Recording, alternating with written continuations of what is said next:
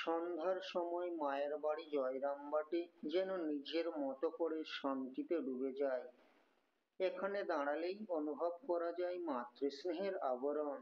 আজ আমরা শুধু দর্শনই না, মা সারদা দেবীর রূপ মাহাত্ম্য সম্পর্কে কিছু বিশেষ ঘটনা শুনব। কারণ অনেক ভক্তই মা সারদা দেবীকে দেখেছেন জগদ্ধাত্রী রূপে আর সরস্বতী রূপে। ঠাকুর শ্রীরামকৃষ্ণদেব একদিন মা সারদাকে দেখে বলেছিলেন, ও তো সরস্বতী, জ্ঞান দিতে এসেছে জগতে।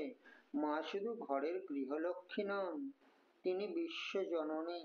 এই রূপগুলোর মধ্যে রয়েছে গভীর আধ্যাত্মিক সত্য, আর সেই সত্যকেই আমরা জানব। এবার শুনুন ভক্ত সুরেন্দ্রনাথ সেনের সেই মহামূল্যবান অভিজ্ঞতার কথা, যা আমাদের সকলকে মায়ের মহিমা উপলব্ধি করায়। ভক্ত সুরেন্দ্রনাথ সেন একদিন রাত্রে স্বপ্ন দেখলেন যে এক দেবী মূর্তি তাঁকে মন্ত্র দিলেন এবং বললেন, আমি সরস্বতী। মন্ত্র তিনি জপ করলেন না। এই ঘটনার 7 বছর পর তিনি শ্রী শ্রী মাকে দর্শন করতে জয়রামবাটি যান। শ্রীমা যখন তাকে দীক্ষা দিলেন, তখন তাঁর সেই স্বপ্নে পাওয়া মন্ত্রের কথা মনে পড়ল। বাহ্যক জ্ঞান শূন্য হলেন। জ্ঞান হলে দেখলেন স্বপ্নে দৃষ্ট দেবী মূর্তি ও শ্রীমায়ের মূর্তি এক। মাকে বলতে গেলেন, মা, আমি অনেক দিন আগে স্বপ্নে একটি মন্ত্র পাই। শ্রীমা তখন তাকে থামিয়ে দিয়ে বললেন, কেন, মিলছে না? ঠিক মিলেছে তো।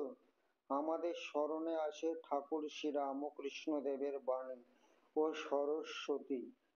একদিন কথা প্রসঙ্গে স্বামী কেশবানন্দ মহারাজ বললেন, মা, আপনাদের পরে ষষ্ঠী, শীতলা প্রভৃতি দেবতাকে আর কেউ মানবে না। শ্রীমা বললেন, মানবে না কেন? তারা তো আমারই অংশ। মা সারদা দেবীর জীবন চুপচাপ, সরল, কিন্তু তাঁর রূপ ও লীলা সীমাহীন। যারা হৃদয় দিয়ে ডাকেন, মা তাদের সামনে নিজের রূপ প্রকাশ করেন, কখনো জগদ্ধাত্রী রূপে, কখনো সরস্বতী রূপে, আবার কখনো একাধারে একেবারে সাধারণ মা। আমাদের হৃদয় যেন সেই মাতৃ রূপকে ধারণ করতে পারে, এই প্রার্থনা। সন্ধ্যার এই নীরব মাধুর্যে মা সারদা দেবীর কৃপা আমাদের সকলকে স্পর্শ করুক। যদি ভিডিওটি ভালো লাগে, লাইক, শেয়ার, সাবস্ক্রাইব করবেন।